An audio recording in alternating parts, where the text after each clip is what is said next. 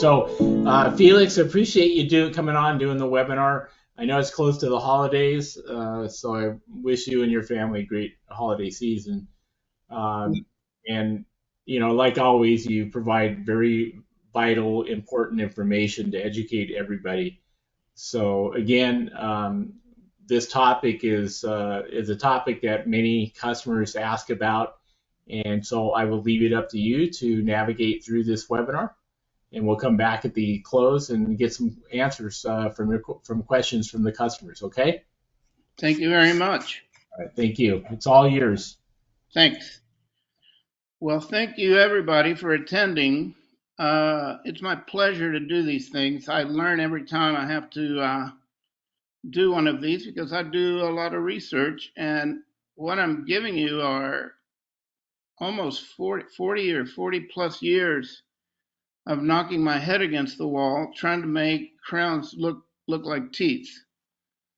As you can see by my picture, I've lost all my hair. That's from running and so fast that the wind burns it off, the friction. But it is a very tough learning curve. And what I always tell people is that there's a knowledge disconnect between the people, the real smart people that actually make all these products, and the people that use the products. And what I've tried to do since I started teaching in 1978 is to try to bridge that gap a little bit, because sometimes I have pretty good access to some of the materials people, and I have some good friends that are really heavy duty material people like Dr. Robert Kelly and Dr. Giordano and others, that if I have no idea what the topic is, I can certainly ask them and they'll help me out. So let's start with shade selection, and it's simple, but it's also very complicated. And you may see some repeated slides, which I'll go over again, but it's important. So in order to take a good shade, you need a good light source. You need the right amount of light. You actually need to clean the shade guides if doctors are watching, or the lab. If you use some cleaning solutions, they actually stain the tabs, like chlorhexidine. The teeth, you cannot let them dry out, and the teeth have to be moist. When I was in Japan with Yamamoto in 1980, 84, 85, he was finishing his book. It's called The Metal Ceramic, incredible work. And he was the one that actually figured out that the teeth, depending on the surface texture, if it's too rough, the teeth dry out really quick and they turn whitish, and it's impossible to take shade. Even he identified mouth breathers, A-shaped arches, where you lay on your back and you basically are snoring, or the air is drying your teeth out. So he would never take a shade on a patient that was a mouth breather or a really A-shaped arch in the morning. It just wouldn't do it. And so all that information is in his book, The Metal Ceramic. It's hard to find now, but unbelievable source. So what is necessary to see color? You need obviously your eyeballs, your brain, an object that's going to receive some type of light energy, and of course your eye, a receiver, or a processor as far as digital shade taking, which I won't get into today, but that's what you need to see color. So you have to identify the difference between a pigment, let's just say stains, and a light wave. So that you could stain a tooth with, let's just say, a bluish stain and a yellow stain. And you may have blue and yellow on the shade tab or on the crown, but the resultant color, the waves mix. And when they hit your eye, you see a greenish hue, not exactly blue and yellow. So blue and yellow make green. So you never use a blue stain, let's say, on a yellow tab, a B shade or yellow shade. You need to use a little more violet rather than bluish. So how does your eye see color? The little tiny area way down at the bottom where you see color cones, the bottom of the slide, a fovea there. That's a little tiny depression on the back of the eye. That's where the color cones exist. I mean, it's tiny.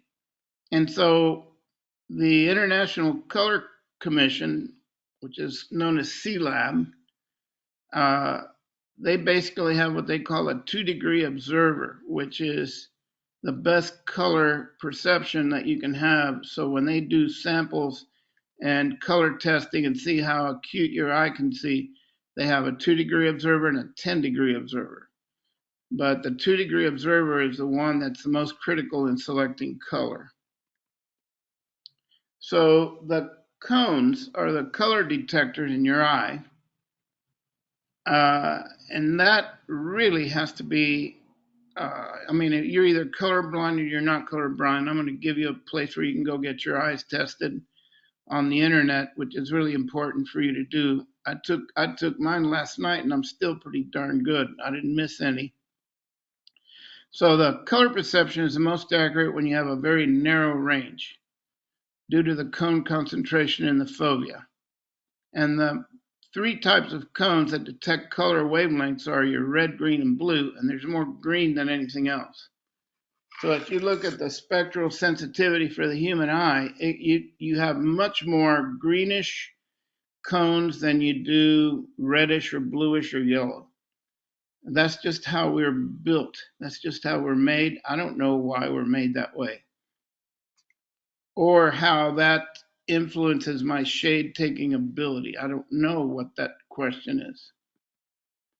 So when you start to look at the little eyeball here, you can see that light waves, we can only see a very, very narrow range of light waves, and those are known as visible light. If you look at the very top, you're going to see radio waves, and at the bottom, you're going to see gamma rays, X-rays, ultraviolet. All of those are hitting us every second, but we can only perceive little tiny little bit of light. And you can see that just above visible light, you have infrared and ultraviolet. So millions of colors are a mixture of RGB with white and black. So if you start to look at the wavelengths, if you wonder why stop signs are red and not blue or violet, is because the wavelength is much longer on a red and your eye sees it much quicker. If you had blue stop signs, you'd have crashes. So below the red is infrared. That's your heating lamps at a buffet, things like that. And ultraviolet light, you can't see it, but it burns your skin. I have ultraviolet lights, especially to kill germs and bugs, in my air conditioning unit, and those have an ultraviolet range of 254 nanometers. That assures a kill zone that's pretty incredible. So you have lots of different ultraviolet radiation. So if you can see this number 400 on the left-hand side and 700 on the right-hand side, when you start to think of how teeth react to light, you have some fluorescent properties in teeth, and those have to be viewed, like as you can see, these thing about people going into a discotheque and their crowns don't look the same as the teeth. That's absolutely true, but it's not the most important factor. The most important factor are that the fluorospores that produce the fluorescence in the dentine and the cementum of the teeth, which are way deep inside the tooth, when a patient steps outside and gets bombarded by UV light, the teeth actually increase in luminance. The crowns that don't have fluorescence go gray. So these doctors that like to take the shade outside, that's really not the best place to do it. So it's better to have some type of color corrected light with the right amount of light. And I'll tell you what that is here in a little bit. So you can see visible light, but you can't see the other two, ultraviolet or infrared. Now, you can see in this one how amazing all of these things are light waves. They're just smaller, tiny waves, all the way to gamma rays, X-rays, all of that stuff. Radio waves, like you're listening. I'm listening to Jimmy Buffett right now, but I just can't hear him. But they're going right through me. So it's really incredible that all of those waves are compacted and can produce all these things. But human beings can only detect an incredibly small range of light waves. So you need three things to see color: an object that's going to reflect the light, a light source, and a viewer, an observer. So what happens to the object? The objects are always going to modify light. The more opaque it is, the more it reflects. The surface qualities are usual. Do you have a rough surface texture on your tooth, or is it really slick? So the rougher the surface, the more light it scatters at the surface. It would be like if you had a sliding glass door like we have in Florida here, and they etch a flamingo in it so you don't kill yourself. Because where you etch it, it looks whitish. That's the same glass, it's just a different texture. So the rougher that you make your texture on any crown, it'll scatter more light at the surface and it reduces the color. The object's translucency, a more opaque material, is going to reflect more light. The chemical structure of an object has a lot to do with how it looks. That's how we make some type of opal enamels, things like this, liners, effect liners with the fluorescent properties. And if you're trying to match teeth, you have an object that may be a single structure, or it could be a composite structure, like the zirconias. You can have all kinds of layers going on in there. They may have slightly different translucencies. They may even have different crystal structures in some of these things, like a 3, 4, and 5Y zirconia in the same puck. So you have to be aware of these things. Now we know that the teeth modify the light, the tooth surface and the gloss vary in the teeth, they vary in translucency, the dentin and enamel have totally different chemical makeups, and human teeth are compound structures and not just a single color. And of course, tooth enamel is really complex, which is a mixture of hydroxyapatite crystals, that's a type of calcium, with a protein in between. And as the tooth ages, the translucency changes. So your best aesthetic match is only going to last a few years because your teeth are going to change. The crowns hopefully don't, unless they're plastic or resin or something. Particle size and crystal structures in natural and synthetic materials determine the colors reflected. Everybody knows how pretty opal stones are. Have you ever thought of bird feathers? I mean, you can see an iridescence look on some crows. I mean, it's unbelievable. Fish scales, I do a lot of fishing. And my favorite fish is an African pompano. If you ever get a chance, look up an African pompano on the internet and look at that sucker. It's unbelievable. And the scales are thin, but the colors that they produce is unbelievable. And that's because of the structure, calcium structure inside the fish scales are breaking up light into individual wavelength components because the crystals are different size. So as the light hits and enters, it hits different size particles which separate individual wavelength components like blue, green, yellow, red, whatever. And that's what causes these beautiful colors that you see. Teeth do that too in the enamel. That's why you see a bluish look to some of the enamels and things like this. And how can these structures be so thin and still produce color and vitality? Those are known as interference shades. The last one, it says ammonites. Ammonites are like fish, like a nautilus and things like that. These things, when they're petrified, you have layers upon layers upon layers of super thin calcium. And this is what happens when you make a crown that has opal effects and things like this and thinner layers. You can produce, for lack of a better word, an iridescent crown. What it does is it changes more like the natural tooth. It doesn't mean that it's going to be a perfect match, but you're on your way to making it behave more like a natural tooth. So the little animals are called ammonites. The fossilized version is called amylite, which is nothing more than calcium carbonate. So everything revolves around calcium structures in the natural teeth, and that's why you get this beautiful display of colors, even though they're very, very thin samples. Like an opal, once you cut it down and make like an opal ring, what they do is they put a backing on it, which could be black or white, and then they cover it with a clear coat, and that's called an opal triplet.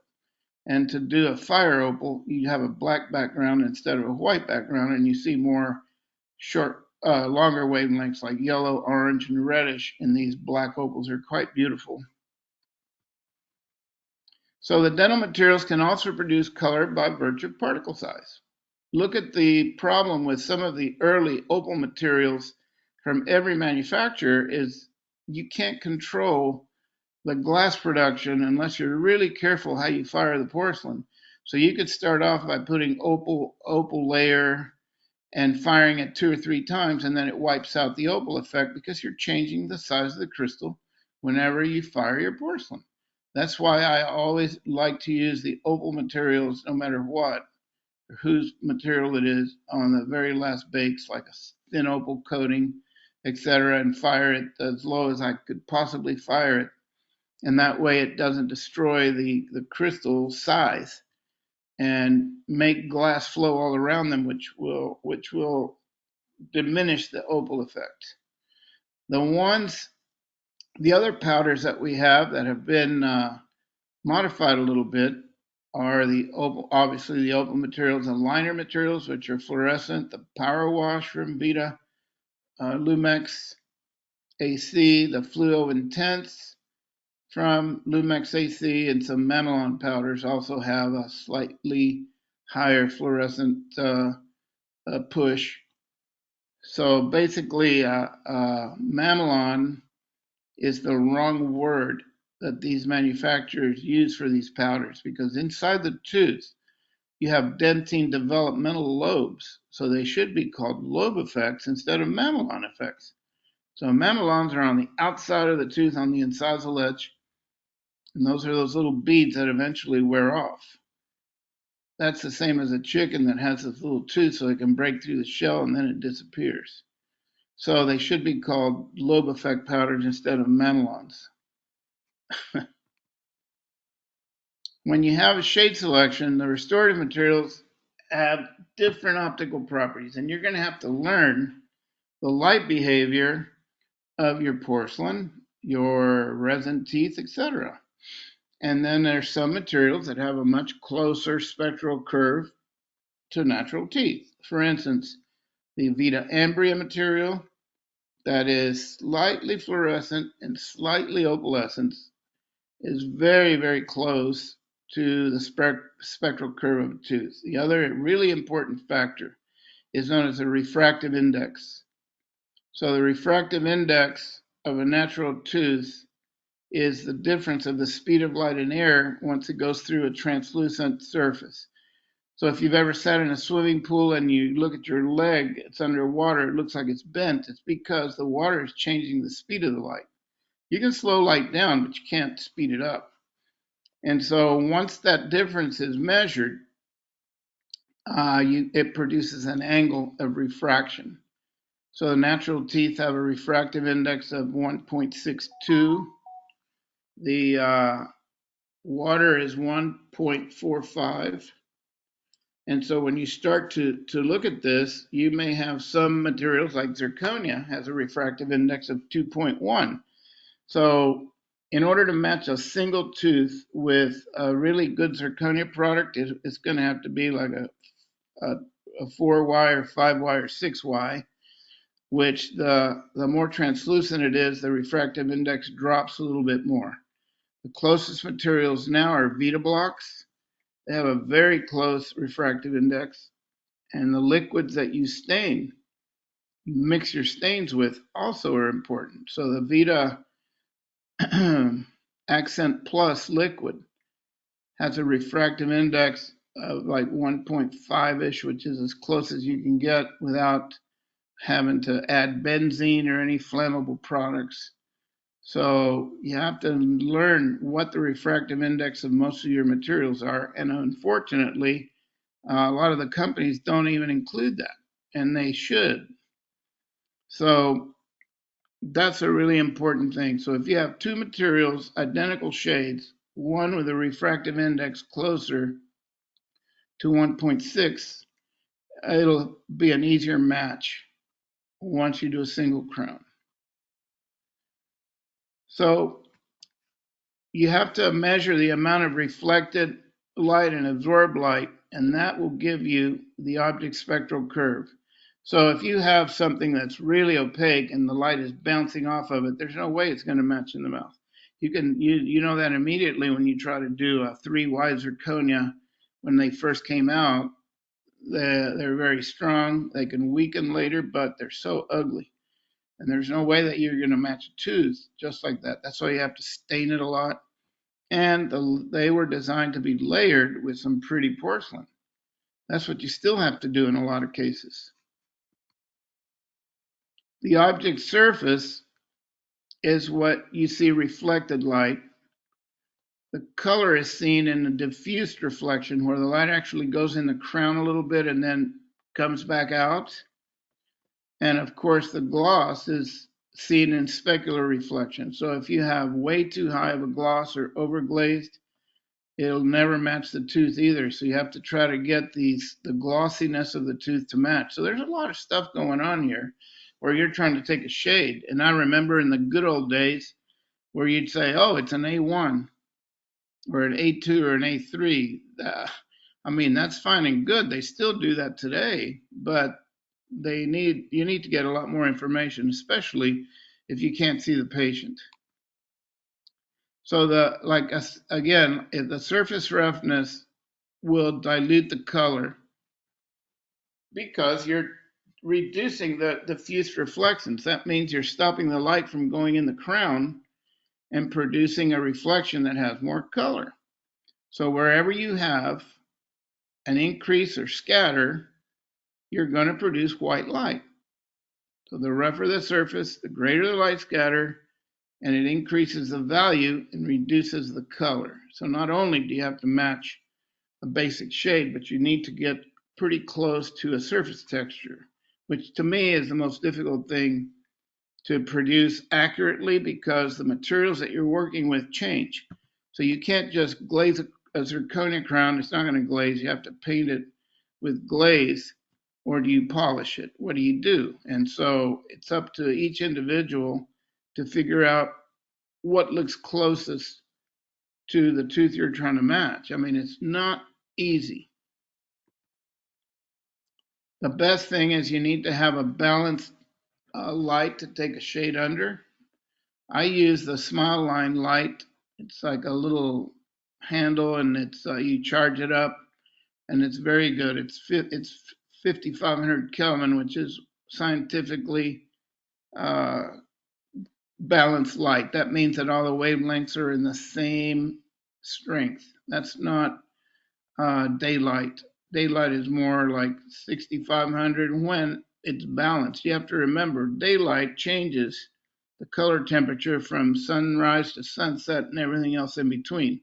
So it's best to take an artificial light source that's color corrected, and that will let you see the purest color. There's no question about that. I always laugh when the doctors go outside and say, here, let's take the shade outside. You try that in Miami at noontime and you go blind. There's no way you can take a shade. There's way too much light. So you need about 200 foot candles a foot away. That's the recommendation from the American Association of Lighting Engineers. So the illuminant or the light bulb or whatever is a light source that has to have a standard set for perfect viewing conditions. The more balanced the spectrum of the illuminant is, such as D50, which is 5,000 Kelvin, close to it, or D65, the more accurate and true color that the observer will see. That's why you need to get that little, any good color corrected light. They're a lot less expensive now. So average daylight in some areas, it's about 6,500 Kelvin. Tungsten light's 2,600. The fluorescent standard changes all over the place. Flash is 5,500. When you do your flash for a camera, it's 5,500. A regular old light bulb is 2,800. Dental chairs can change depending on what you have. And of course, color corrected light would be 5,500 to 6,500. My monitor on this little computer that I have is set at 6,200 Kelvin. That's what Apple sets them at. So it's not so easy to take a picture and say, oh, this is the perfect picture. I'm going to send it over the internet and the lab's going to be able to match it perfect. That just doesn't work that way. There's a lot more to transmitting these colors. If you're trying to get a match from a photograph or a digital image from a doctor's office to the lab, it's not the most accurate thing in the world. You got to make sure everything is balanced, and it's still hard to do. So you need a neutral smock. I like to use like a blue smock. Your cones in the back of the fovea, when you stare at a fairly light blue, like a sky blue color smock, they actually go blank and they neutralize. And when you look at a color again, you can perceive color a lot better. It's almost like you're hitting a reset button. I don't know how that works. I'll have to ask one of my friends who's an ophthalmologist, but very few of them have color they use a tunnel so that you can see how close you can see and determine different colors. Let's just say that you have a tooth. You could have an A2 tooth that's very translucent and one that's more opaque. So that if you can match the translucency, that's basically the translucency is the key thing here. So if you can match the translucency is very closely related to value. The less translucent a tooth is, the more opaque it's going to be. So if you were trying to do an ambria, high translucent on an anterior tooth that's not so translucent, it's going to appear grayer. If you look at 6 anterior teeth, you have your laterals are very thin and they are a little bit more translucent. Therefore, they're slightly lower in value. The incisal effects are critical. When you look at the incisal area 2 to 3 millimeters from the incisal edge up, that's where all the character of that tooth is. Unless you have gingival recession where the root is exposed and then you have another whole situation here. But you have to get this right. You have to get a good color corrected light, neutral color smock. I prefer light blue like sky blue. And you need to make sure that you can determine how translucent you're trying to match these teeth. Single units are the toughest.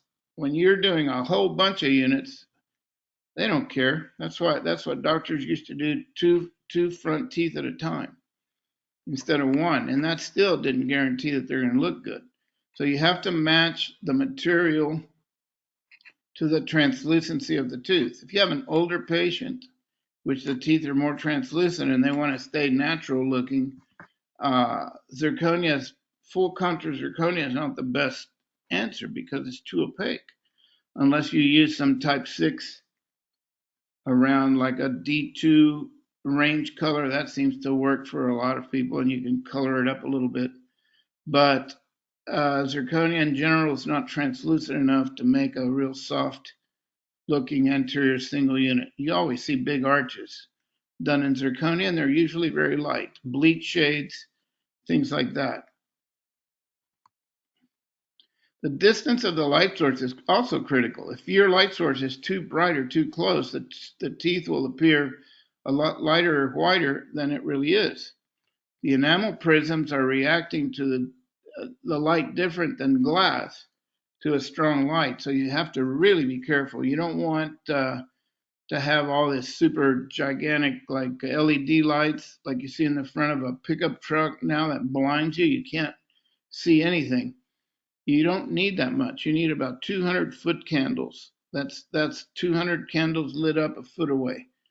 But this is what these little color corrected lights from Smile Line and a few others there.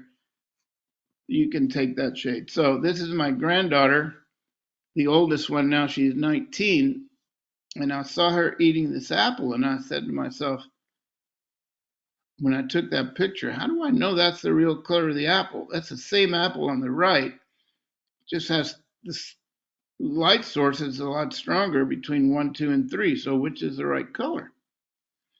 And that's what the same thing with the teeth. If you have too strong of a light, it's going to throw it off. When the doctor sends you a shade and you don't even have the porcelain or the zirconia, you got to get together and say, look, if this is what you want to do, this is what we have to do. I've actually made a shade guide out of my the zirconia that I use, which is the XT for some anterior teeth. I've got a couple of 4 or 5 tabs of the more popular colors, and I made myself 5 different crowns. So I have a custom made zirconia shade guide. You can't really try to match a single tooth with a shade guide that's made out of glass with zirconia, which is not made out of glass. Those work really well for pressable type crowns, millable glass ceramic crowns. They're very accurate. When it comes to zirconia, each of them are so different. You know, the way that they're layered, the way that they have 3, 4, or 5 wide zirconia. I mean, once you get your act together and you like how your zirconia looks, you better stick to it because it's not so easy. You got to do a lot of work to figure out how those things look good. So you need to use the same shade guides. You need to set really clear, attainable goals, or you're going to be set up for failure. And of course, you need to use stains. If the doctor likes a stain or he requires stains, he needs to have a few little stains in the office to make sure. That's what I do. I take a little palette and I touch it on the natural teeth. And when I can barely see where I put it, that's what I'm going to put on my crown. Now, how involved do you want to get? Are you willing to trust the technician or an auxiliary to select the shade? So if you're a dentist, are you doing it yourself? No, probably not. I would say most of them let the assistants take the shade. Or do you tell the patient tell you what to do? That's usually what happens. I've done a lot of upper arches in like an A1 or a 1M1, and the bottom arch is like an A4.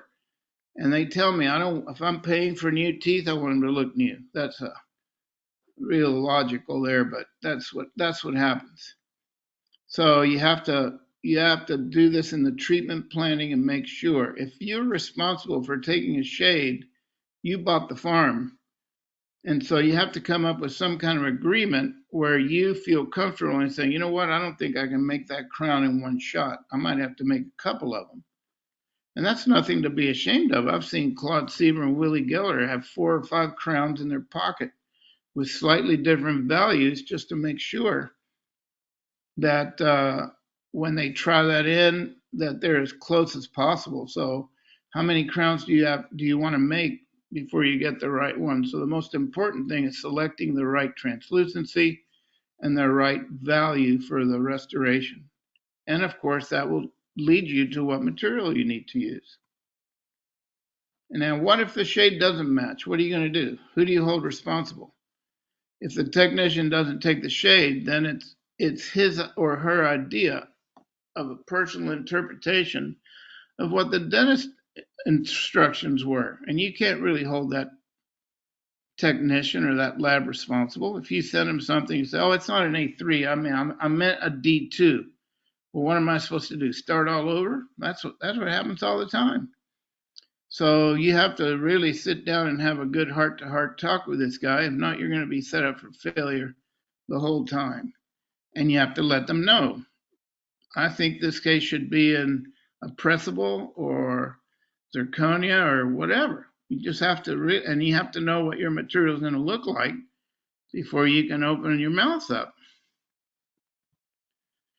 And of course, it's how much information about a tooth do you really want?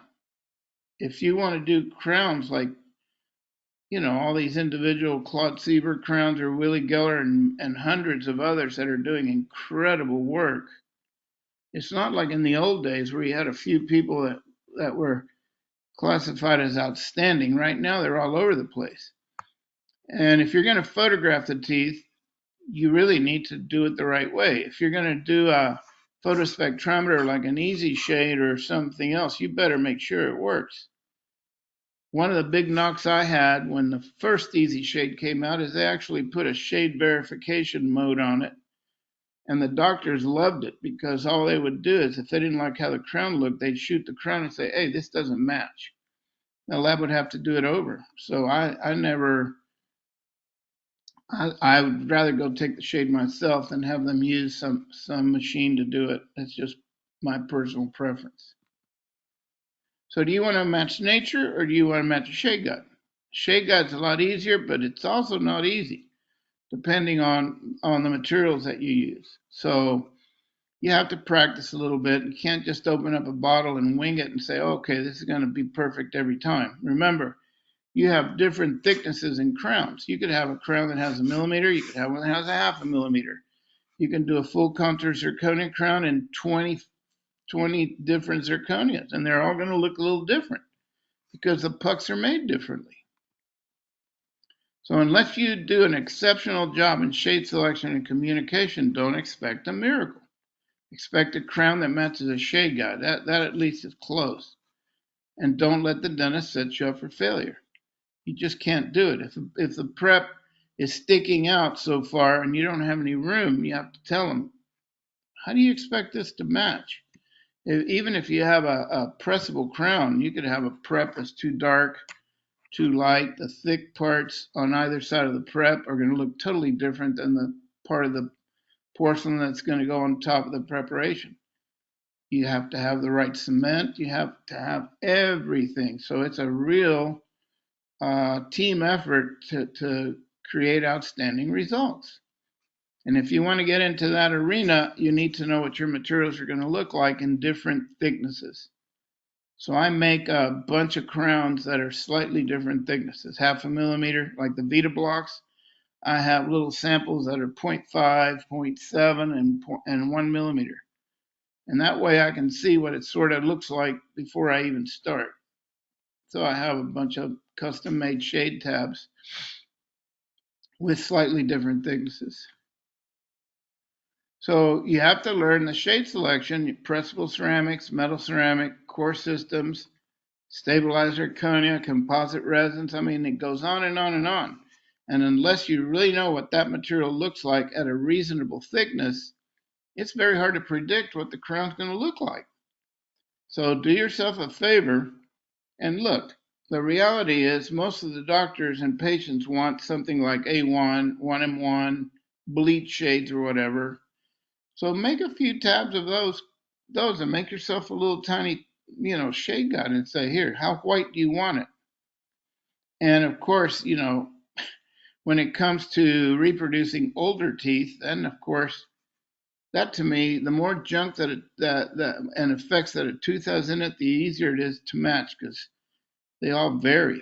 The most difficult teeth are these beautiful young teeth that have real soft translucency and white from gingival to incisal edge. That's hard to match. And what effect does a cement or bonding material do to the final color of your restoration? All of these the more translucent these materials are, you have to try in with try-in cements to make sure that the cement's not going to alter your crowns. We even have we had a lab here that was having trouble. The doctor ordered titanium abutments, and then they wanted a pressable crown on top. I mean, what does the doctor expect? That this titanium is not going to gray the crown out? I mean, that's insane. So we have the Lumex opaques for titanium, and so I went over there and I showed them how to opaque and grind the abutment down more. Give yourself a little room. You can put opaque on it. I've even put denting on it, fired, sandblast it, because it goes below 800. If you stay below 800, you're not going to hurt titanium. And that really helps in not allowing crowns to gray out by getting the Lumex opaque material. You can go from 400 to 800, hold it for a minute, out it comes, and you've got a beautiful opaque abutment now that won't turn gray. And of course, you need a material to produce a custom prep shade like a flowable. And you should do this on veneers and ceramic crowns, because you can do the best job in the world doing a crown. As soon as it touches that prep, it's going to change color with the liquid. The air gap between a crown and a prep, when you try it in, is one thing. When you put a liquid in there and try it in, it ties everything together, and the color of the prep and the tooth become one, and it changes the shade sometimes. So you need to have try-in paste and even opaque cement like the Vivadent abutment cement. That works really well. Expensive, but good.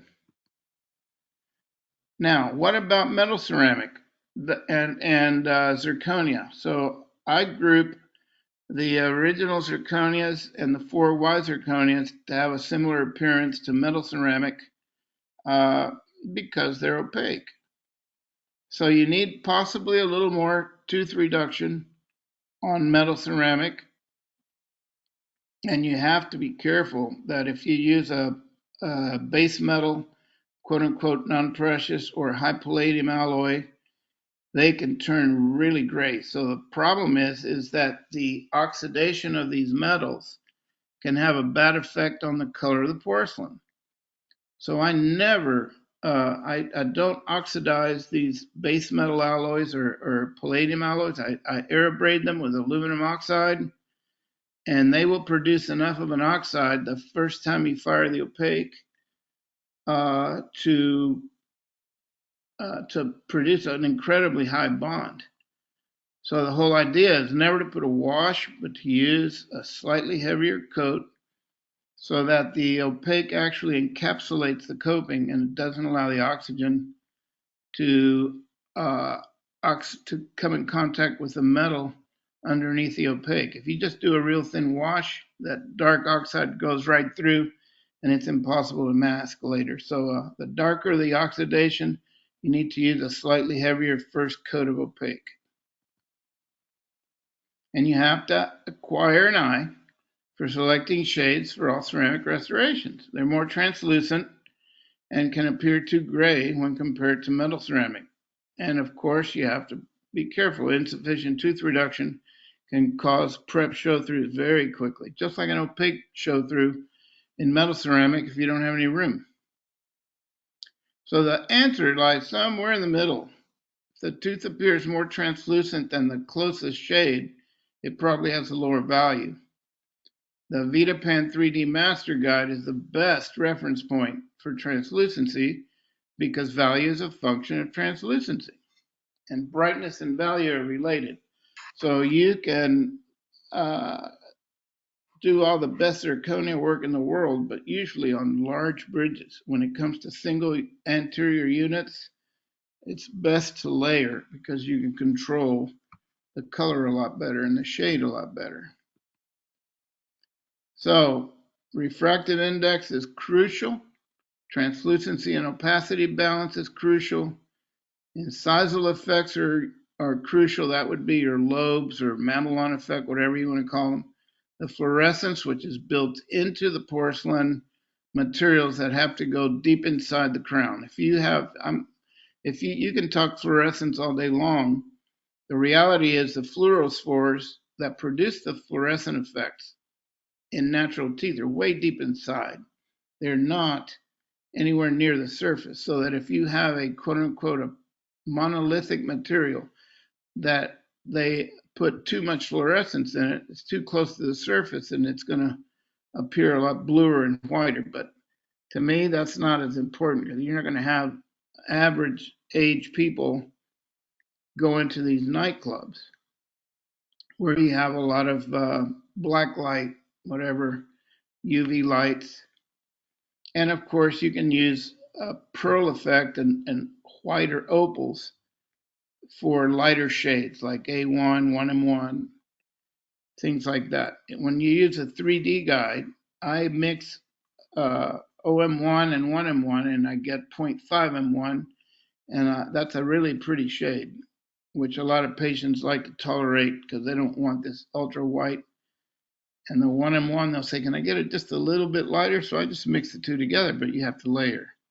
They don't make a 0.5 M1 puck. They should, but they don't. So Great Expectations for Perfect Shades. Great Expectations is a novel by Charles Dickens. It's not possible in shade matching without a good team approach, and the doctor shouldn't expect too much if they don't give too much. And that's really the truth. So you're caught between being a quote unquote high end lab that's supposed to be able to match all these shades on natural teeth, where the reality is that they're higher quality, a little bit more production. But when you really get down to it, you don't make any money on making single centrals, and I am the prime example of that, because I try to match the teeth as close as possible, and it is a pain in the butt.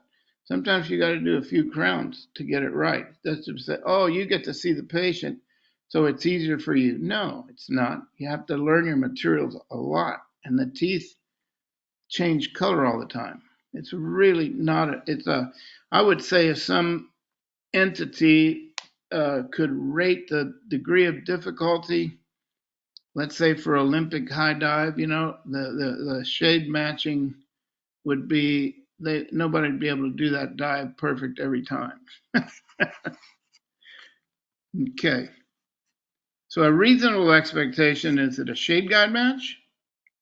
A tooth match? Is it a bleach shade or a super white? What is it? You have to discuss that with your doctor, and you have to let him know that the treatment planning is essential. I mean, I can explain all this to you, and I'll see a patient, and it's like I'm from Mars if I'm trying to explain to them about a little bit wider, or they don't have a clue what I'm talking about. They have a feeling of what they want their teeth to look at like, not the reality. That's why you get a prom picture from 50, 60 years ago where you can't see the teeth, but you maybe see a little crack of a smile underneath a flower arch, with her boyfriend going to a prom. And they'll say, I want my teeth to look like that. And I know that they want to look like that, but you can't even see the teeth. So you have to keep your mouth shut, grin and bear it. Now, when people say, well, I want to bleach my teeth, what's happening is that's providing an excellent moving target.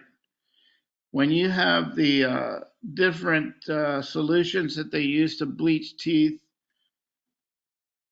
they become more translucent, and they can appear violet and blue and gray, which is the opposite of white. The white that people see is when you first bleach, you get these decalcification areas on this part of the tooth, and then it goes to another part of the tooth. The second time they do a home bleaching, it keeps changing. And nothing looks worse than these blue violet teeth. They all look like a D2. I call them my D2.5. So you can make, how can that look like a bleach shade? Like a OM1, OM2, or OM3, or whatever shade guide you're using. They just don't. Now, if you think the doctor is going to explain that to them, they don't want to hear it. So they'll say, well, you're going to have to put veneers on these things if you want them any whiter, and that's what people are doing. But the bleaching goes back. You can't maintain that. You're going to be bleaching the rest of your life, and it'll never look white. It gets more translucent and violet.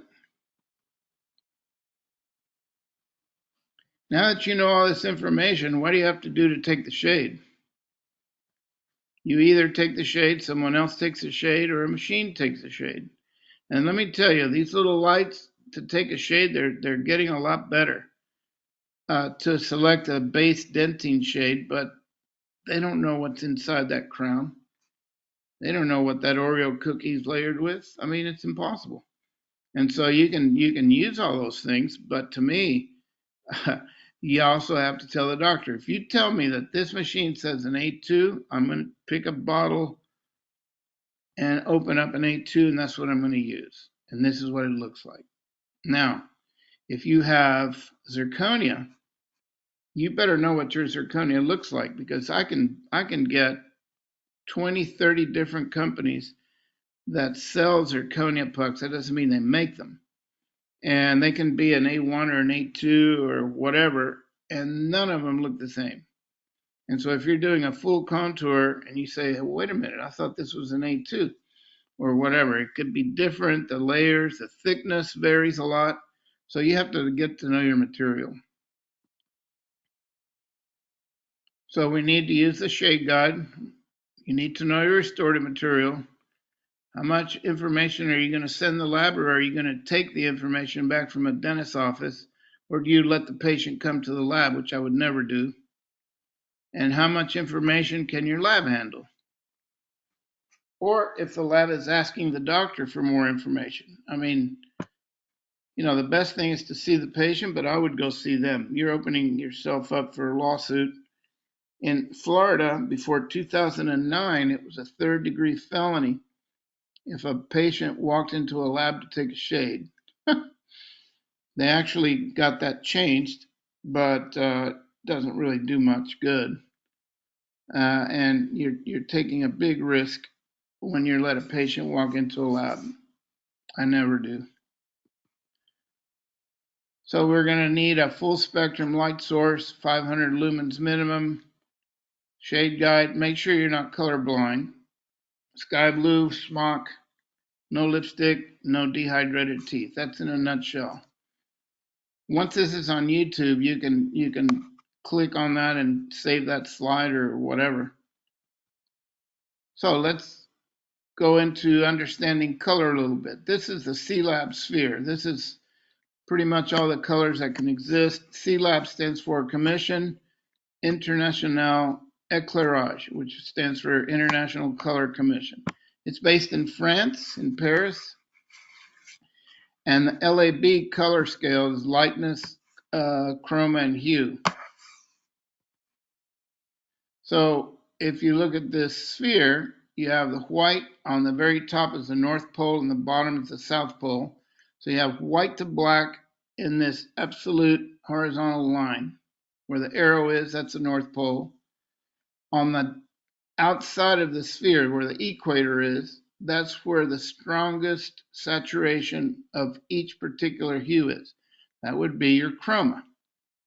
And the last thing is, what is the color? Is it blue, green, red, yellow, orange, whatever?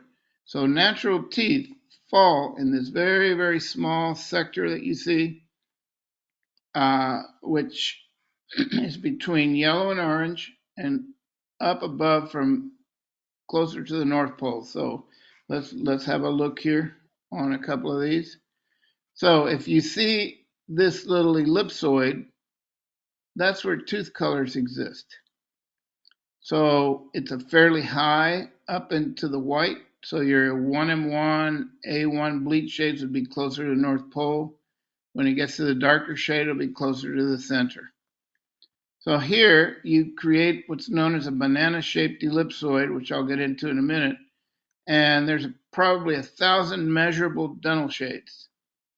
And of these 1,000, only 100 variations are visually noticeable. That means they're separated far enough in what we call color space so that your eye can pick up that information within 4 or 5 seconds. If you are staring at this at a shade guide trying to determine what shade it is, you're not doing yourself any favors. You should be able to determine a change in value, chroma, or hue within 5 seconds of each selection. So who figured a lot of this out? In 1670, Isaac Newton put white light through a prism, and he saw all these individual lights. That's how far back this goes. So white light is a mixture of all these different color lights, like we spoke about earlier, the wavelengths. So that's how far this goes. What else are the properties of light and the objects? Light is light. You have wavelengths or wavelengths, but look at the difference. You can have a transparency, which would be like a sheer cloth. Translucency would be like a plastic wrapper. Opacity, we all know what that is. Can the colors absorb? And what is metamerism? Metamerism is the ability of a material to absorb a certain wavelengths of light, but are selective in what they push out. That's why things look different. So if you have a red rubber ball and it's being hit by white light, it's absorbing every other wavelength of color, but it's selectively shooting out red. That's why the ball looks red. And that's why paints look the way they do, because whatever pigments they're using are absorbing everything else but pushing out that color. You also have reflection. Refraction is the light going in and hitting little particles within an object. Let's say, for instance, a fruit cake. Not a fruit cake, Jell-O with all that junk they put in it. That's a translucent material, but it's got all kinds of fruit in it. That light would bounce off of all those little pieces of fruit. That's the same thing tooth enamel does with the calcium crystals. They're all over the place. And they scatter this beautiful light. The surface, if it's smooth, you wax your car hood that's freshly painted. That thing is so glossy and beautiful. Fluorescence is part of a chemical that's inside an object that absorbs ultraviolet light, and after the ultraviolet light is turned off, it can actually keep lighting and look this beautiful bluish white color. And opal effect, opalescence is opal effect, which is an opal is made up of molecular water and silica. So when the earth was formed, you'd have all this pressure and all these stones, and the water gets trapped in sand, which is silica, and that molecular water scatters light next to the particles, and that's why an opal stone appears the way it does. So that's an internal structure that produces the opalescence. So this is what we're dealing with. It's not an easy thing, and when you start to look at the companies that make all these products, you got to hand it to them. They have to do a lot of work to get something to look as close as possible to natural teeth. We as technicians and people that apply porcelain try to take that to the next level by controlling little bits and pieces.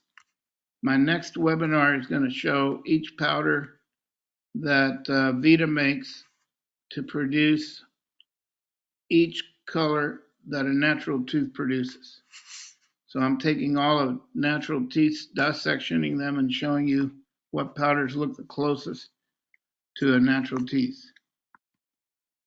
So the VITA Shade Guide was invented, or the concept was made by Dr. Neil Hall, who is an Australian dentist and also a painter.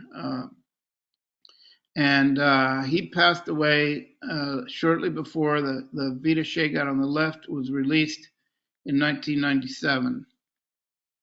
He actually took the Shade Guide to Dentsply. They were not interested, and then VITA took over, and they made this beautiful 3D Shade Guide. This is a 2024 version, and this is the 97 version. The only problem I ever had with that Shade Guide is when I fanned out a shade, I believe it was in the group 2, and I opened them all up, and I was trying to match a central, and I held the Shade Guide as close as possible, and one of the tabs went up a guy's nose a little bit, and that wasn't good, but it taught me a lesson. So what's so important about the Shade Guide? It's got 26 colors. The original shade guide is an intuitive arrangement. Oh, I think I need something a little grayer or whatever. The other one, the 3D, is scientific, which means each tab is separated by a distance that your eye and brain can interpret and see a clear difference in value, chroma, and hue.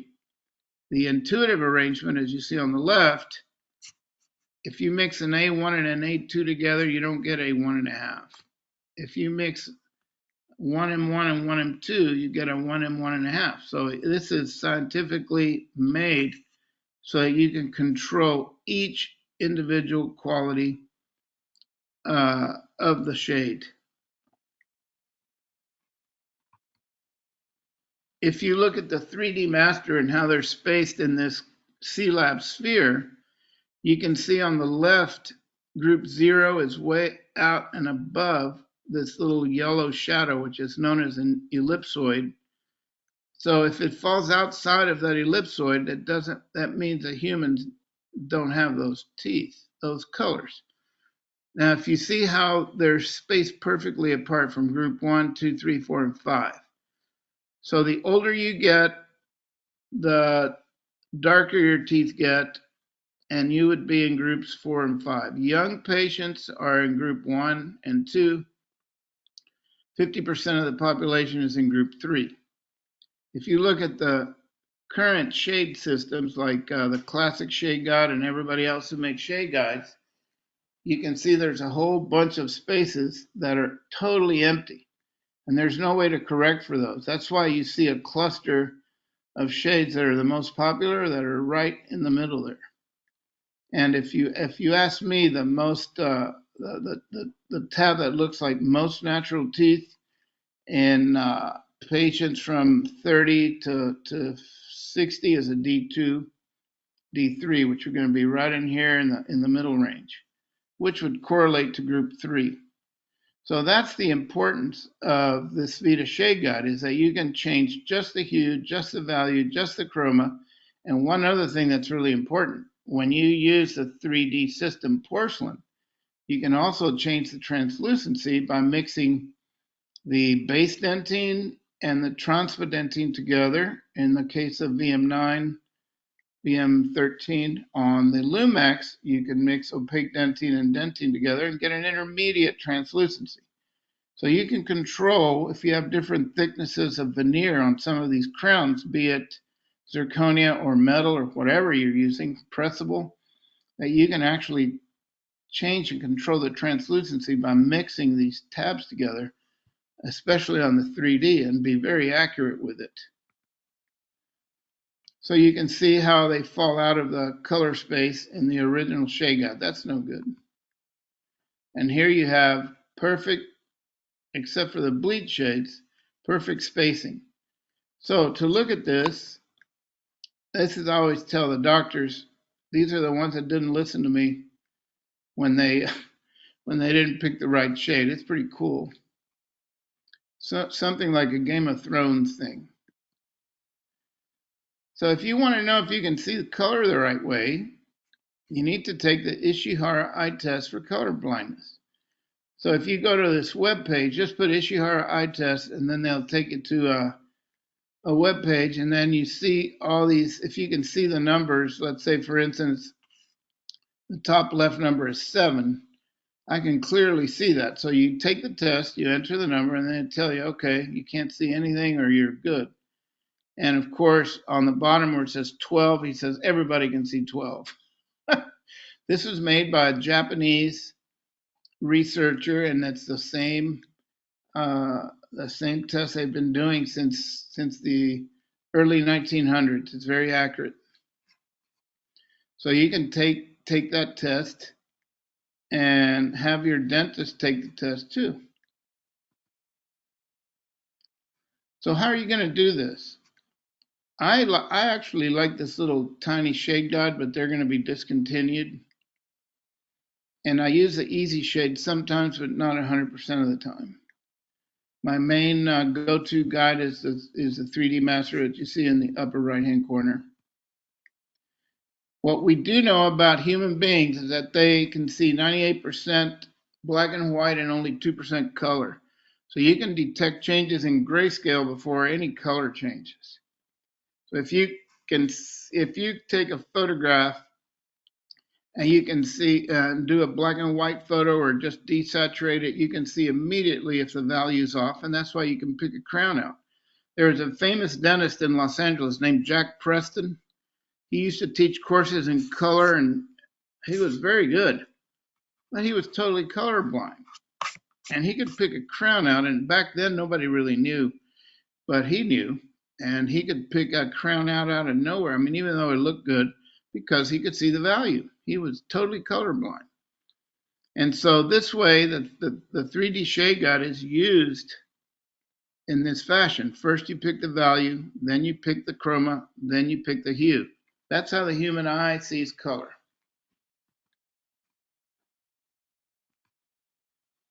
So lighter shades, darker shades, younger people, older people. Paler colors, richer colors. So as you go from the top to the bottom, the shade increases.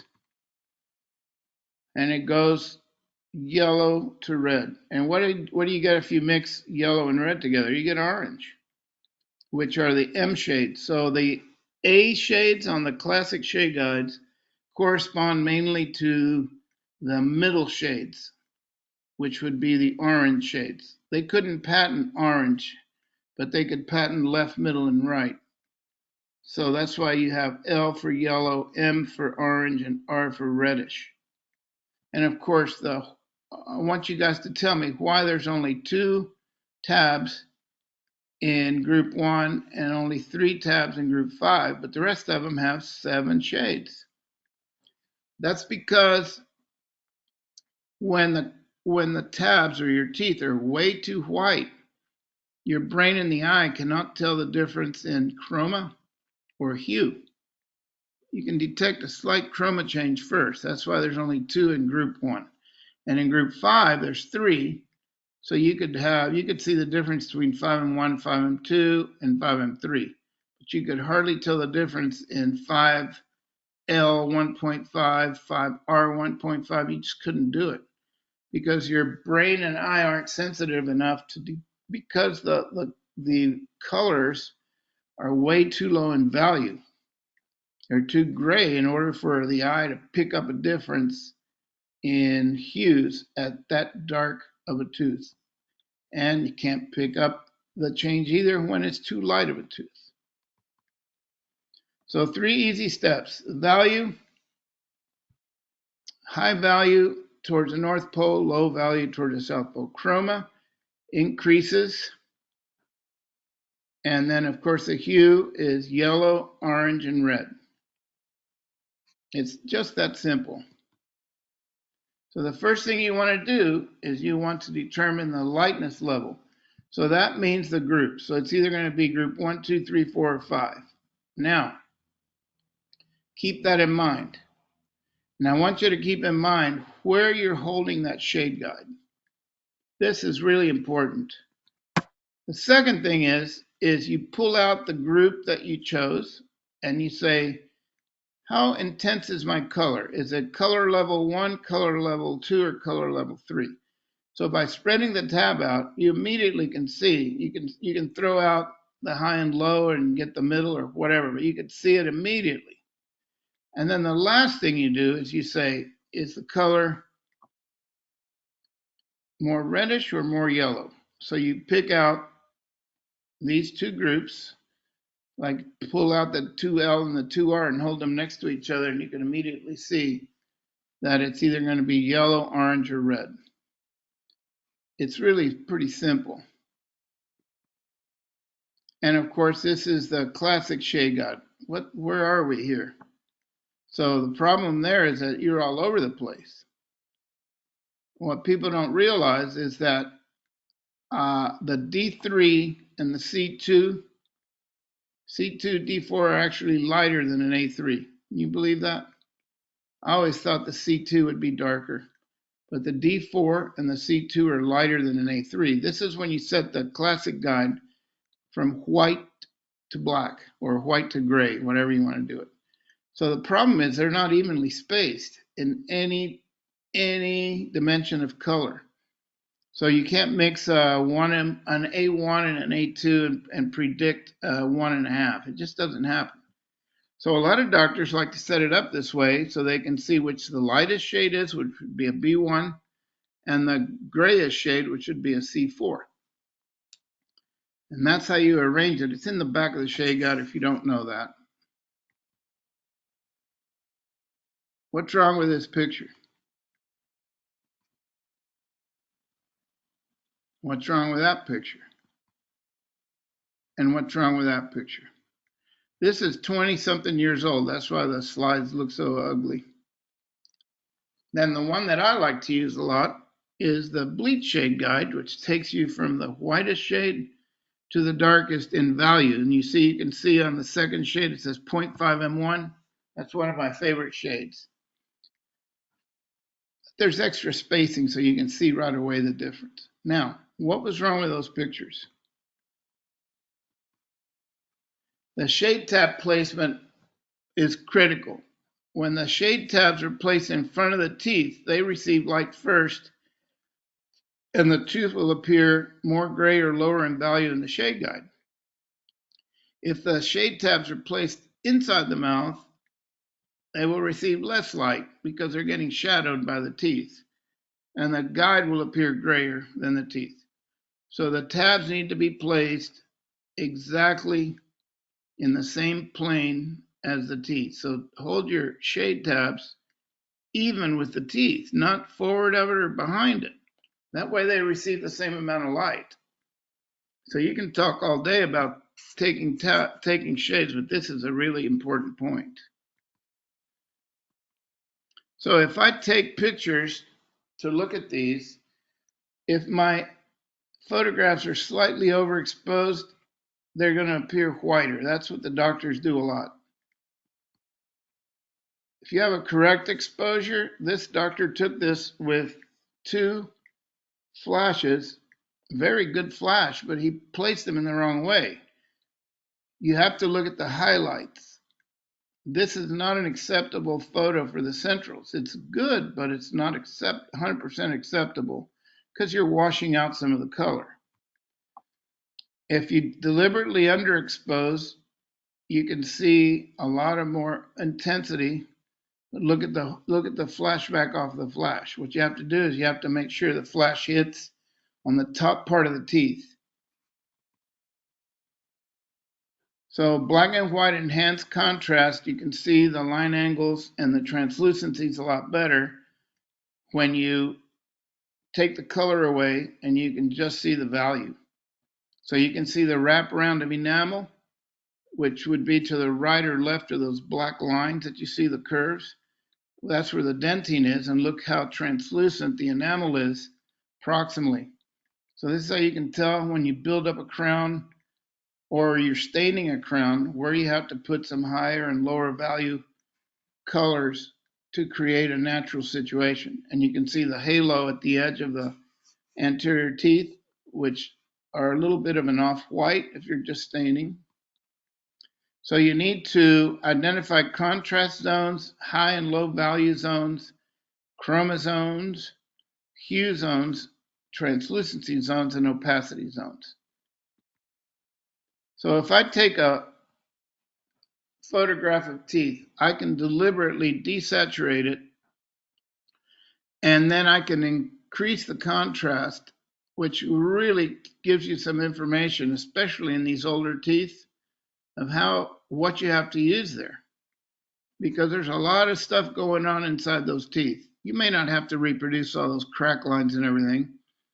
Most people wouldn't want those in there, but if they're only doing 1 or 2 teeth, you have to have something that looks similar. So you desaturate and boost contrast to identify contrast zones. So if you look at the picture on the left, you can see a little bit where you have to place some grayer enamel or translucent enamel. On the right, you can clearly see where you have to do it. There's no question about it. You can see on the right where those squiggly smile lines are on the bottom of the lateral incisor.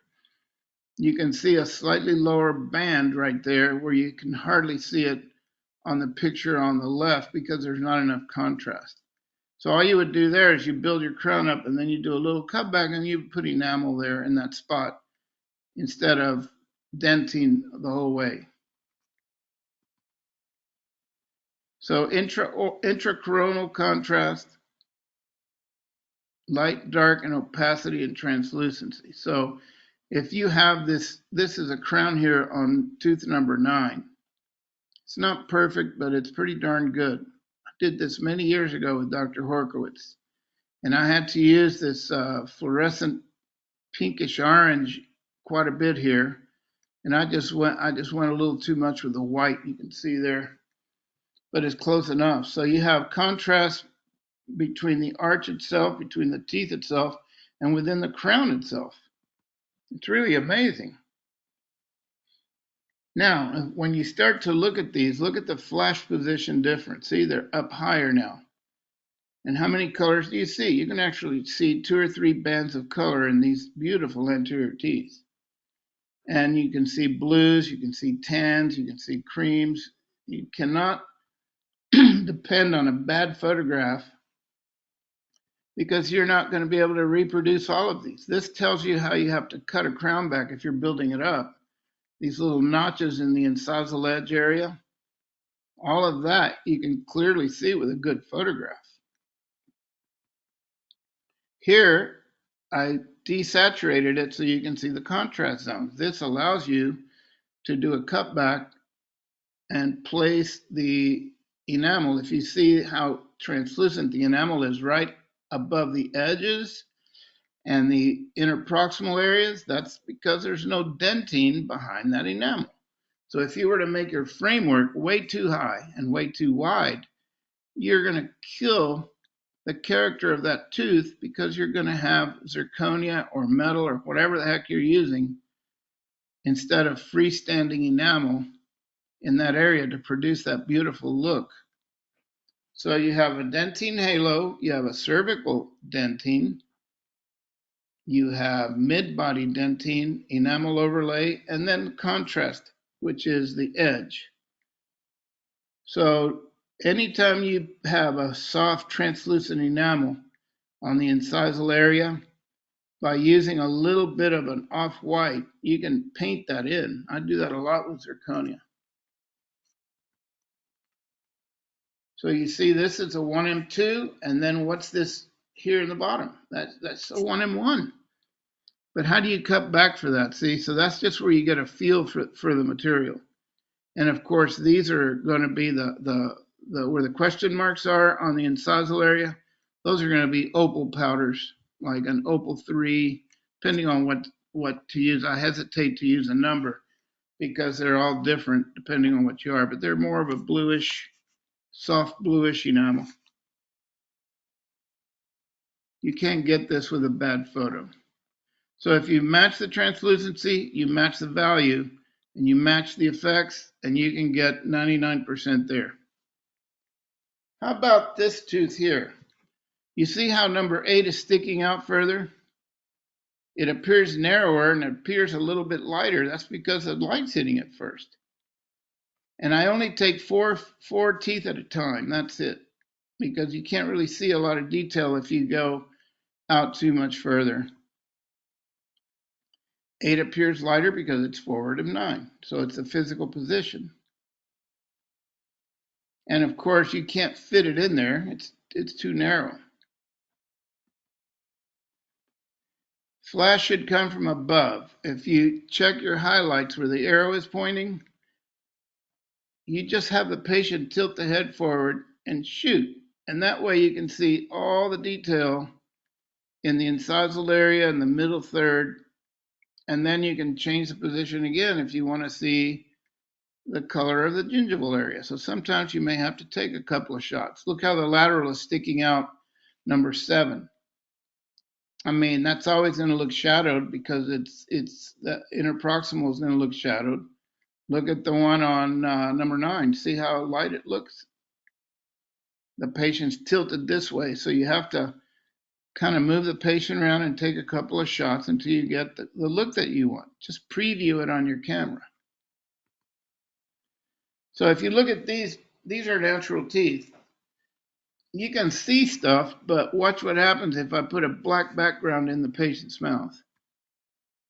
You can see a lot more just by putting a black, flat, velvety looking background. Then you can see all the colors pop more, you see? It's really that simple.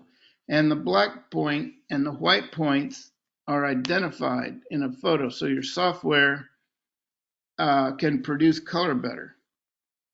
That's how the e-color system works. You get the value, white and black points, and then they mix these three colors and you can match everything. But that is it's accurate, but to me, it's not practical, and not in my world. The difference between a good crown and a great crown is usually 2 or more colors in the incisal area. See this lateral plastic thing here on the right? Look at this beautiful little tooth, number 7. See that? This is a crown on number 8. It's a CEREC crown that I made 25 years ago. And I could have cut back a little bit more, but close enough. The lateral is going to appear different because it's a much thinner tooth. So unless you have lingual abrasion on the central, it's not going to be as translucent as a thin little lateral. So you have to look at that all teeth are different. The canine is thicker, it's less translucent, more chroma. The lateral is a little lower value, and the central is sort of in between the two. So that blue color that you're seeing is an optical illusion. It's known as Rayleigh scattering. It's the same reason the sky is blue. It's very hard to put a powder in there. You can get close, but it's a natural color produced by light. If you put your finger behind the incisal edge, that blue goes away. So it's the same reason that the enamel scatters light to produce the bluish look. It's the same reason the sky is blue. Now, the reason that sunsets and sunrises look yellow-orange is because the silica has iron oxide and other minerals in there, and when the sun goes up in the morning sky, it goes through a real dense, heavy layer of sand where the light can hit and reflect the true color of the particle. As the sun keeps going up, it's only going through super submicronic little particles, which the light goes right by them and only scatters blue light. That's why it's called the Tyndall effect or Rayleigh scattering. It's caused by silica particles. So it's not because the ocean's blue or any of that. And the same reason the teeth appear bluish is because of the calcium hydroxyapatite crystals reflecting this shortwave light, which is blue and violet. So this is a really good slide. You see the little cloud around each tab? This is what's known as a tolerance ellipsoid. So that this shade tab, the crown that you made, could be up higher or lower or to the right or to the left. So if it's up higher, it's going to jump out of whatever group that is because it's too high in value. If the crown is low in value, it's going to fall out of that cloud on the bottom and it becomes the next group down. If it goes to the right, it's redder. If it goes to the left, it's more yellow. So that is what they call a tolerance ellipsoid. It's how your eyes can determine color. So if the lightness level is 4 or less, you can't see it. And if the red-yellow circle is 2, you can't tell the difference. So the value is what you pick up first. This is exactly what that is. So you have a target shade, you have a tolerance area, which is a yellow-looking cloud. If that tab moves up higher, you're going to move out of that group to a higher group. If it goes to the right, it's going to get redder, so you need to change the shade, let's say from a 2R1.5 to maybe a 2R2.5. Same way over here. If it falls out of that tolerance ellipsoid in the hue range, it's going to become a 2L2.5 instead of a 2L1.5. So this is where your eye cannot tell the difference is the yellow. Once it falls out of that, it jumps into another group or another chroma or another hue. A black and white photo can help determine the correct value. So if you look at the same photograph, you can see that the lateral on number 7 is definitely grayer. You can see it even more when you do a black and white photo. So I suggest you do that a lot. And if you can pick it out a mile away, it's because the value's off. See that? You can still do it with the tab. That's how accurate these shade guides are. This value of this crown is nearly perfect. This is my daughter. I did that veneer in CEREC 26 years ago. It's starting to chip here, so I have to redo this thing. But it held on pretty good, and the color is really, really good. I like this little guide, even though they're going to discontinue it. I find it a lot easier to use. You can see everything at the same time, but I'm stocking up on tabs and holders. What I like about it is that you can really see, if you photograph the right way, you can see there's no flash anywhere on these tabs, so you can determine the color better. Let's go to the next one. You can see a difference here between the reddish in the 2R 2.5 and the yellow in the 2L 2.5. You don't see that all the time. That's because the exposure is correct and the lighting comes from the top, which pushes out the color. So if you want to improve your dental photography, try to get the flash to come from the top of the tooth more, and it pushes out all the color inside the teeth. So that's what I like about this. I don't have to open and close. It's just a very nice, handy little shade guide. You can see just a slight chroma difference in between 1M1 and 1M2. And you can definitely see a value difference between 1, 2, and 3.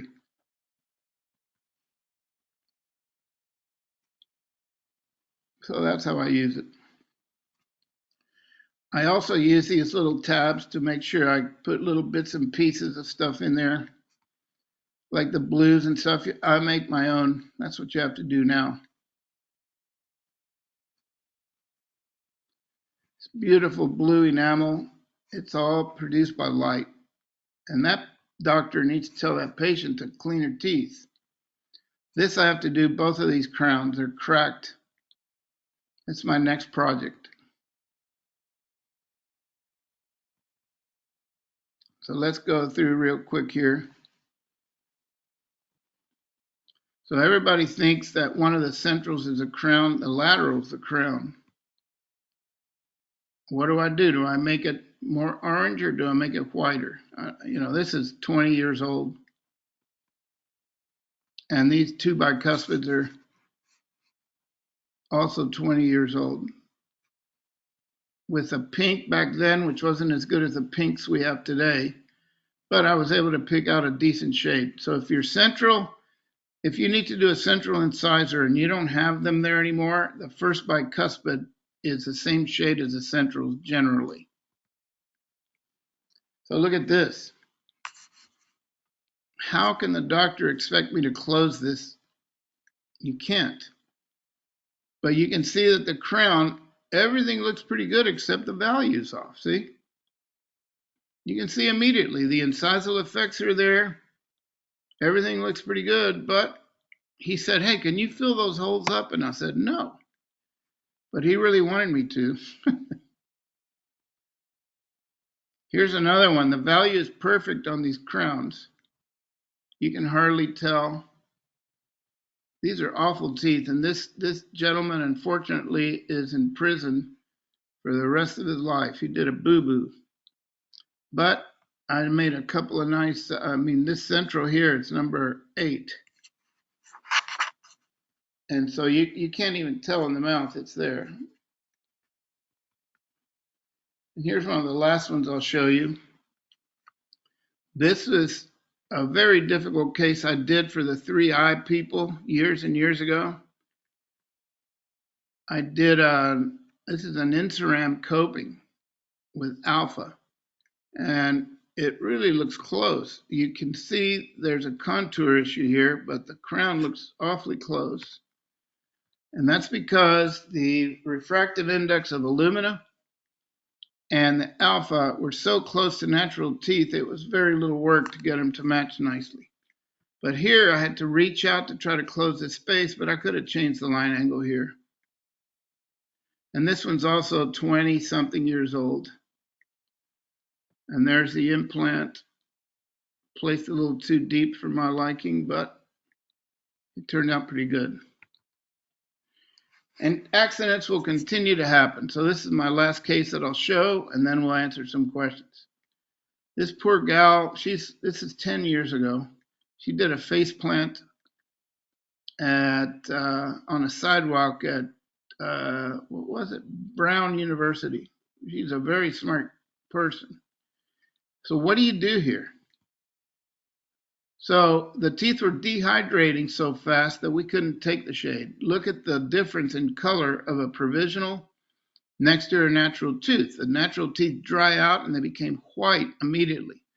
So Dr. George Blanco did a suck down tray, and I got some Ringer solution, that's artificial saliva, and a little bit of glycerine, and we put it in that tray. And while we were working on her, she would have to wear this tray so the teeth wouldn't dry out. This goes back to Yamamoto's study in the 84 book. It takes 48 hours to get the color back. So if I were to stain this crown with white, the crown would be white and the natural teeth would go back to normal. Look at the difference. This is the dried out teeth, and this is the provisional that Dr. Blanco made, which matched. And then all of a sudden, bam, by the time he got cementing it and everything, it's like, why did this thing turn gray? I said, it's not the material. The teeth are dehydrating, and you see these white bands. I can't stain this because when the teeth rehydrate, the crown's going to have these stripes, but not the teeth. So I decided to use a VITA block, OM1C, size 12. Look how thin this is. You can almost see through it. That's less than 0.5 millimeter. And I did this. It says here, from 1 meter social distance, that's the crown. From 1/3 meter, it looks slightly gray. So we decided to do it over. This is just placed with Tri-and cement. So we started like this. So by the time Dr. Blanco prepped, there was a lot of porcelain here and hardly anything here because you can't take off too much tooth structure. So we had literally 0.5 millimeter up here and thicker here, but we managed. I put some VM9, and this is what we ended up with, the final product. So I'm happy with that one. Anyway, I want to thank you guys and have a wonderful Christmas. And I hope you enjoyed it. Thank you. Yeah, thanks very much for the great presentation. I think there was a lot of interesting topics on color shade. It's a very big topic, as you kind of laid out for everyone. And I think if anybody has any follow-up questions after this, you can certainly get a hold of Felix as well. Yeah. Let me go through a few last-minute things, and those of you that have not submitted a question yet, go ahead and do so now so that we can get through them. CE, those of you that are asking about the CE, that'll be completed out with NBC and respective, like Florida, as needed here in the next couple days. It has been recorded. The webinar was recorded, as Felix mentioned, and also I mentioned earlier. So if you want to go visit the revisit, like wine, if you want to go revisit the webinar, you go to the VITA North America YouTube channel, and Felix has probably a few dozen different webinars on that website. Those of you that want to get a hold of someone, You can either call us here at the help desk, call Felix, but Felix is a busy commercial working technician, so he may not get back to you in time. If you need to get a hold of anybody in the customer support and or your rep, here's some information. We do have the schedule starting out for 2025. So first thing I just want to mention is that if you're into the removable side as well, we do have a couple Germany workshops scheduled in June, July of 2025. Felix mentioned it earlier in the webinar. His next one's going to be January 9th, talking about ceramics and light and other things. So please visit us again. We'll send out that marketing fairly soon for that, if it's not out already. And then, of course, questions we have. So again, if you have any questions, send them here. But the ones I've written down that I captured from you, the audience, one was, Felix, to provide the right info, do I select the exact shade of the prep, or do I select the one that's brighter, the same? What's the best shade to That's a good question, because you have to know the color of the prep. Now, if you're using a pressable ceramic, let's just say an Emax, which Emax are you going to use? Is it going to be the real translucent one or the more opaque one? And so the best thing is to try to match the color of the prep, make an individual die out of a flowable material, or the stump shade is one thing, but they only have 4 or 5. So I use a flowable and I mix it and try to match it to the prep. Once I have that and I make the crown, I can try the crown on with a try-in cement, and that'll tell me, how much room do I have? If you have a 0.5 millimeter of room and the prep is a lot lighter, it's going to make the crown lighter. You may want to choose a slightly more opaque pressable if you don't have a lot of room, because that way, any material, if you have a 0.5 millimeter of space of thickness, it's not going to look the same as if you have a 0.7 or 1. And so you have to kind of learn to see what your material looks like at these different thicknesses. It's really a difficult task. It's a science.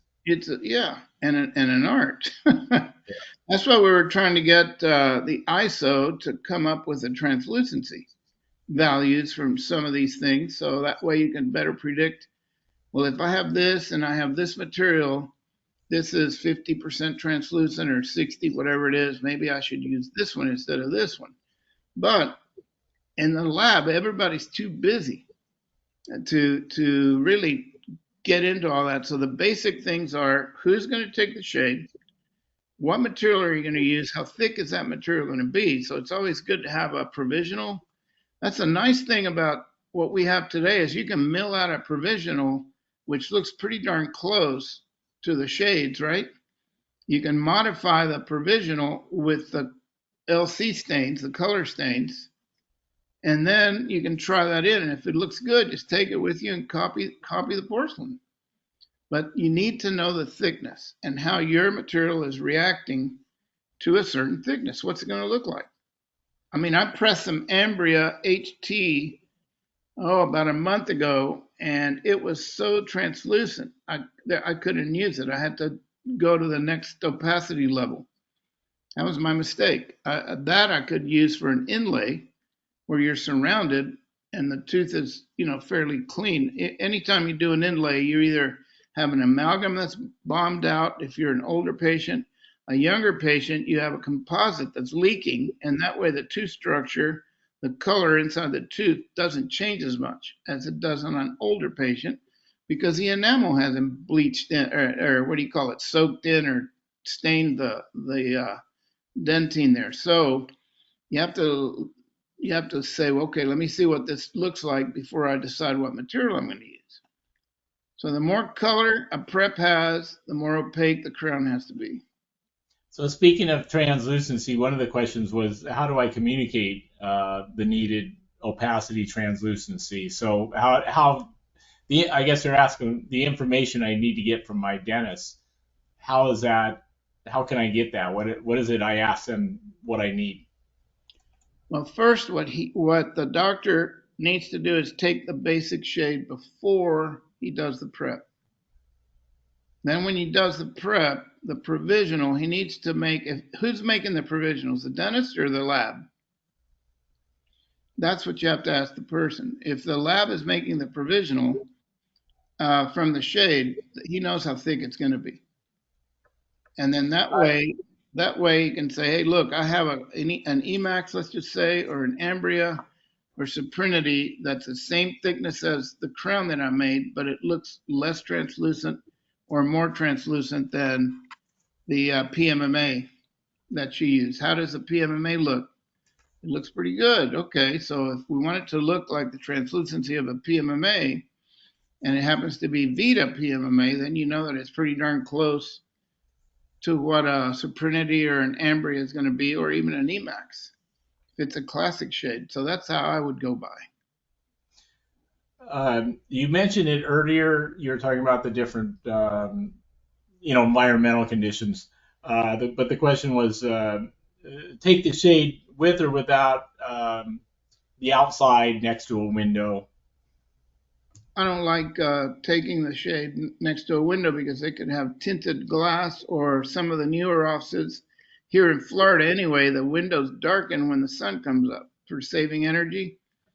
And so I have a small handheld light from Smile Line. I don't even know the name of it anymore. I've had it for years, and just charge it up and it looks really, really good. But I want a constant light source. I don't need any surprises. And then the um, the detail you kind of went over it also, but they're asking to have you kind of go over what are the details I need from my dentist to achieve the right shape. What's the essentials? The essential is you have to make sure that that dentist is using a color corrected light. And you need to make sure that he's not holding the shade guide a foot away from the patient. It has to be even. You got to hold that tab even with the shade tab, not out here or not in here. And then if he wants to photograph to communicate the shade, make sure that he knows how to take a proper photo. And so the lab has to work with the dentist. He has to sacrifice a little bit of time. And here's what I always say. If you think you can do it better, show me. I'll listen. But if you go over there and say, look, I don't like this picture, tell him why you don't like the picture. And then show him how you take a better picture. If you can't show him how to take a better picture, you just say, I don't like this picture, and you don't have any solutions, you're not worth anything to him. So you have to make sure that you have the answer already. So you need a proper light source. You need to use the same shade guide. What type of material does the doctor want to do? I mean, I know people that are doing veneers with zirconia. I mean, why would you want to do that? That to me, I mean, I don't get it. And I've seen some and I don't like them. But they want it because it's one material, it's less headaches, they mill the heck out of everything. We had one guy say, I can use this so and so milling machine, which I won't mention, but I can mill the zirconia to 0.2 of a millimeter. It reminds me of Name That Tune.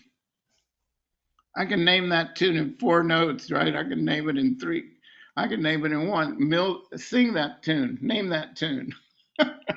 All I know is that it's not the most. How can I say it? And I haven't seen any real published studies of long-term successful zirconia veneers because they haven't been around that long. Yeah. So if you want something that's going to be in the mouth 10 years, go by the protocols, which is etched glass, a good etching on the tooth, and a good bonding cement. We already know those work. But with zirconia veneers, I know I've done a few over that another lab here wants to do zirconia veneers. I've had to do them in regular material because they're falling off. The cement is sticking to the tooth, but it's not sticking to the zirconia. It's not They've easy. got to be cemented correctly and pseudo bonded correctly with the right material to make it long Yes. term. Yep. Another question, kind of, I guess I'll answer it. The question was on the VITA Shade guide. Can I use specific uh, cleansing materials, Sidex, Cavi wipes, and so forth? In general, for everyone, you don't want to use anything that has a high concentration of phenols.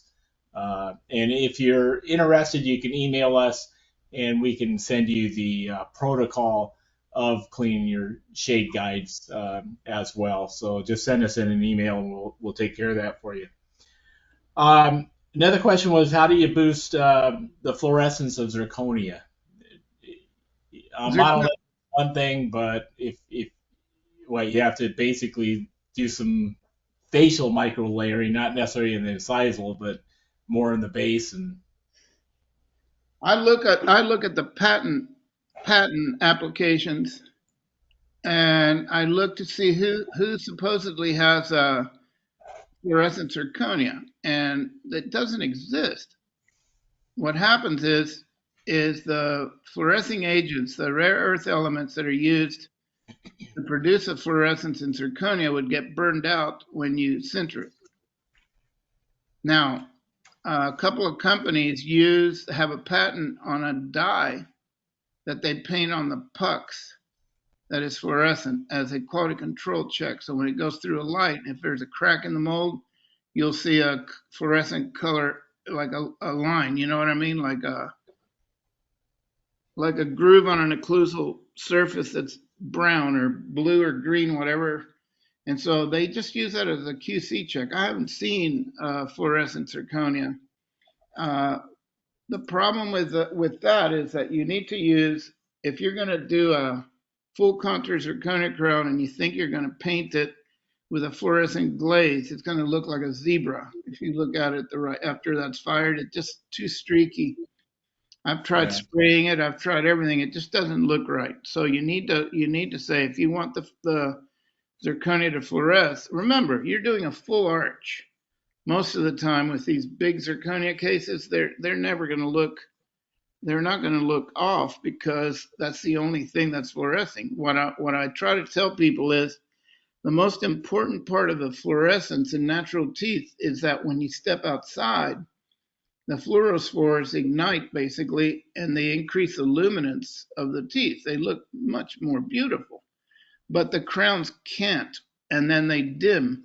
That's why a lot of the pressables, when you go outside, they look grayer. And the doctors say, let's check the shade outside. I go, no, no, no, you don't want to do that because it's going to look gray. So when in a situation like that, it's very hard for a manufacturer to say, well, how much fluorescent stuff am I going to put in my porcelain or in my pressable material? Because if it's too much, it's going to look weird under a black light or club lights, whatever. But you need to have just the right balance. And I can tell you now that if you look at a Suprinity crown or an Ambria crown or a Vita block by itself in the mouth, it looks so natural. It's really, I mean, they've got the right amount of fluorescence to make it look, even though it's close to the surface. When it comes that's to right stuff. layering, you need to put the liner or the what do they call it? The fluo intense, any of those way on top of the zirconia, way deep inside. Or you do a cutback on your pressable crowns. Yeah. They need to be way in. You don't want them close to the surface.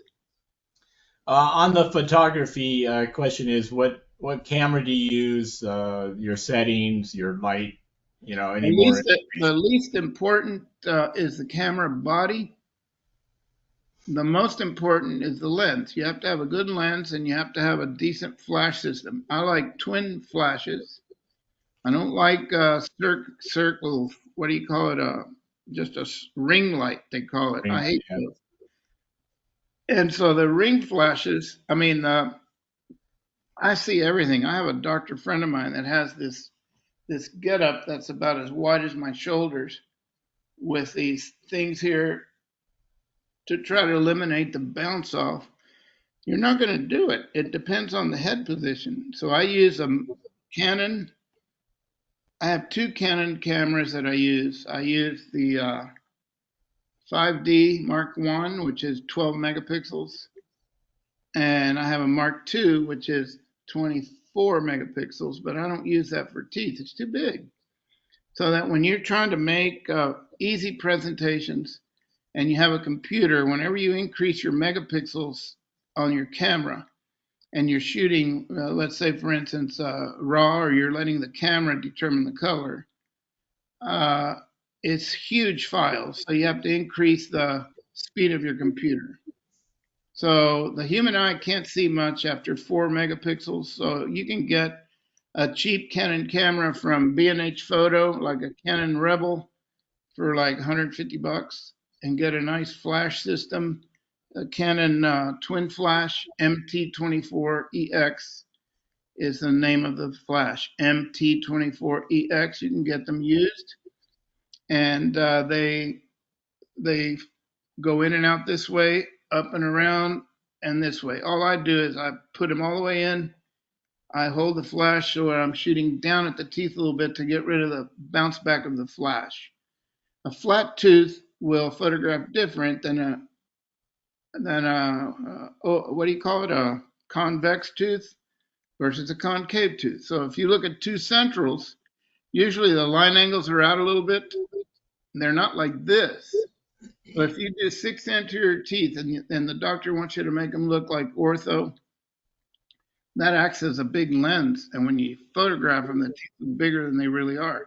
You need to bring in the line angles, the laterals, and the canines, all just at slightly different angles. And that's how the teeth appear beautiful. Look at these models. They have really long centrals and all their teeth are crooked. I don't care about their teeth.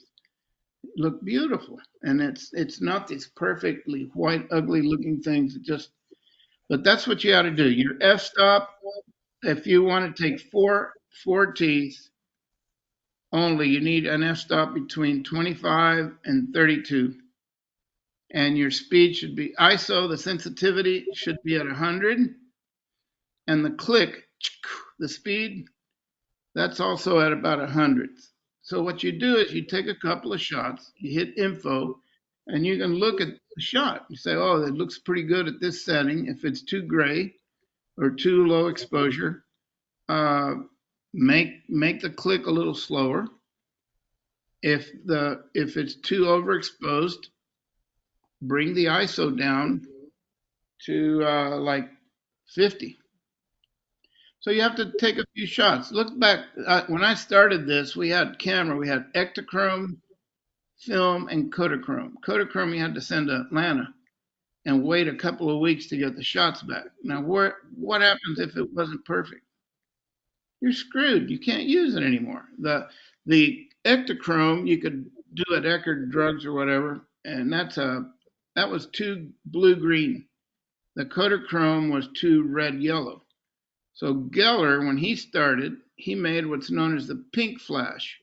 So what he did is he put a filter in front of the flash, which would change the color temperature of the flash to show a little bit more pinkish. And that way he could use Ektachrome film, which is blue-green, and get them developed in 30 minutes. And that way he faked the light coming in so that he could control the temperature of the slide. If you did Chrome, it was 2 weeks to wait. You couldn't do it. Now you can do it in seconds. Yeah, instant recognition of what's going on. Yeah. Gratification. Yeah. All right. So I think that sums it up for today. Any last comment to the group from you, Phoenix? Well, like I mentioned before, the most important thing is you have to learn how your materials look at a certain thickness. any material, I don't care what it is. If you have a 1/2 millimeter of space, it's going to look different than if you have a millimeter or a millimeter and a half or 2 millimeters. This is really important when you do zirconia and you're firing zirconia. Let's just say you do a 3-unit bridge and with a molar ponic, right? That molar ponic is so massive compared to the crowns next to it on preps or implants, whatever, that when you fire it with the porcelainer to glaze it, you're going to see that it takes forever for those thicker units to warm up. So sometimes when you glaze, you're going to see the abutment crowns glazed nice and the ponic is lower. That's because the mass is different. So you have to look at the materials, how they look at a certain thickness. There's nobody who's going to convince me that a millimeter thick or 1.5 millimeters or 1.2 millimeters crown thickness facially is going to look the same as a ponic, which could be 8 to 10 millimeters thick. It just doesn't happen. And that's why sometimes you have to cut back, and the equalizer is the ceramic that you put on top of the zirconia, whether it's 3, 4, 5, or 6Y. You can control that look a little better with some easy veneering. It takes more time, and you have to cool it and heat it up slower. The bigger the mass, the slower the rate of climbs and the slower the cooling rates. So my rule of thumb is 3 degrees centigrade per minute going up and cooling down on the big cases, 8 degrees centigrade per minute. That's in the centering of the zirconia. So I could have a full arch of zirconia, and I would have to warm it up at around 300 to 400 degrees in the oven for about 20 minutes before this bigger, thicker structures get warm enough so that even the glaze will flow to it nicely. If you try to speed it up a little bit, the zirconia is not hot enough to accept the glaze. And that's when you have the glaze starts to melt, and you can see it sometimes lift up off the margins because the zirconia didn't heat up enough. It'll heat up on the thinner units that are on a peg, but the pontics and the flanges, there's no way. So you have to really slow it down. That's the last thing I do is I shut the lights off and go home and let the let the thing cool down by itself. I'm not going to sit there and try to wait for that, because 1 minute seems like an hour when you're waiting for something to cool down. Yeah, that's right. Well, thank you very much. Well, thank you for all your valuable information, the education. Appreciate you doing the webinars. Look forward to next year. I wish you and your family a happy holiday. I want to thank everyone the audience that attended today. Again, you can look on the VITA North America YouTube channel and see a re-recording of this webinar. And with that, happy holidays, everyone. Thank you very much. See you next time. So this will conclude today's VITA Academy webinar. Thank you for joining us. And thanks, Felix. Appreciate it. You're welcome. Thank you.